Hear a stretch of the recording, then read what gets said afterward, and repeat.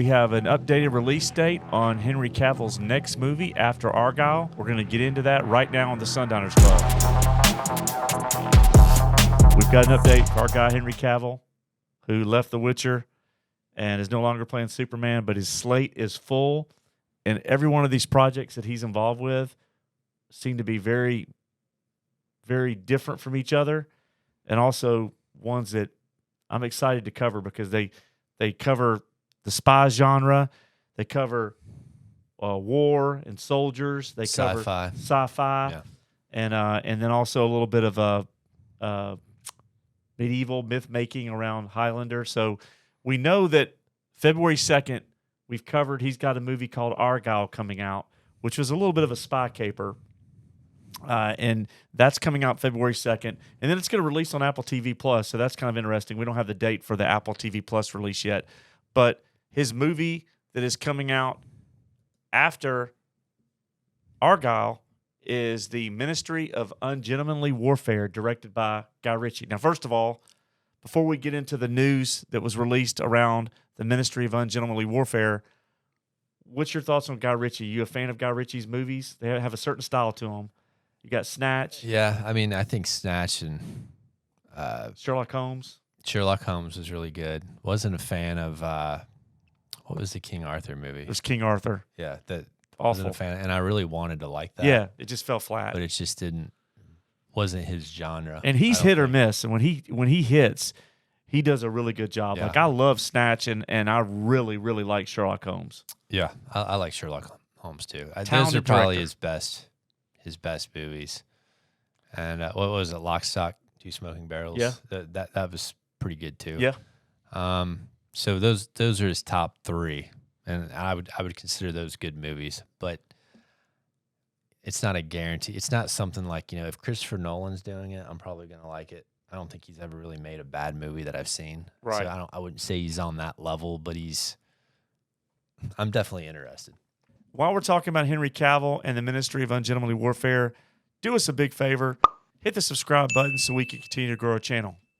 So before we get to the news, let's debrief really quick on, for those that may not know, that are fans of Henry Cavill, and you may even be fans of Alan Rickson, who is on Reacher right now, which is exploding on Amazon Prime. It was, I think, the latest Nielsen streaming ratings. It was number one in the ratings for original series. So that was supposed to be Rings of Power, wasn't it? Yeah, it's not that Rings of didn't Power. Happen. Oh man, Rings of Power is the reason why Amazon is laying people off right now. We told you so. Yeah, Reacher, go figure. Yeah. So Alan is in this new movie, and for those that don't know, the Ministry of Ungentlemanly Warfare is based on a book by Damian Lewis that's based on a true story. The title of the book was The Ministry of Ungentlemanly Warfare, How Churchill's Secret Warriors Set Europe Ablaze and Gave Birth to the Modern Black Ops. And it was written by Damian Lewis, and it's being developed and directed. The movie's in the can. It's been wrapped for a while by Guy Ritchie, and it stars Henry Cavill, Alan Rickson, and a host of other actors as well. And we now have a release date. So we're going to be getting this movie in theaters on April 19th. So is that too soon after Argylle? You've got February, the very beginning of February, we've got Argylle coming out, and then 2.5 months later, another Henry Cavill movie. Argylle's streaming though, right? Argylle's hitting the theaters. Oh, it is hitting the Yeah. theaters? Yeah. Yeah, but I mean, these aren't movies with $300 million budgets. I Right. mean, they don't have to make $1 billion to be profitable. So, I mean, it is kind of close together, but I mean, they can make a modest amount of money and I think still probably be successful. I don't know what the budgets are, but I doubt they're, a really high risk endeavor, Yeah, it's an interesting movie. It's very different than Argylle, dealing with the creation of the first ever special forces. I find this more interesting than Argylle, personally. Argylle kind of has looks like it's got some comedy mixed in. I mean, it could be fun, but it's not something I would see in the theater. Has a little bit of the Saint vibe to it, that kind of style. I feel like And what was the movies with that had our guy that's going to play Wolverine, Taron Egerton? Kingsman. Kingsman. It's got a little Kingsman vibe to it. Argylle does. So this is going to be completely different. I mean, Guy Ritchie has a certain style, and you know if you've seen Lock, Stock, and Two Smoking Barrels, and you've seen Snatch, he's got a style, very distinctive style, and I think this is going to play into that. And how much they stay true to the actual real events of the book and what really happened remains to be seen. But with the cast that they've got, Alex Pettyfer's also in this. Is it Isaac Gonzalez from Baby Driver's in it? And you've got Henry Golding from Crazy Rich Asians and Last Christmas. Carrie Ells from Rebel Moon. So you've got a lot of different actors that are in this. And, we another thing that's interesting is for a movie that's coming out in April, we don't have the trailer yet. Yeah, it's kind of odd. Yeah, that's odd, right? Usually you get a trailer way before the 4-month mark of the movie coming out. But it's interesting stuff. We wanted to cover it.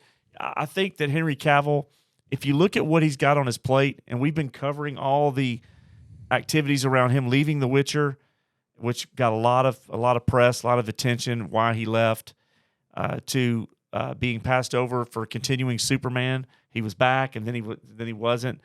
And so these projects are very interesting. You've got Argylle, you've got the Ministry of Ungentlemanly Warfare, and then you've got Warhammer 40K and Highlander. So it looks like, based on Amazon Games Workshop announcement, that Warhammer 40K will be filmed after Highlander.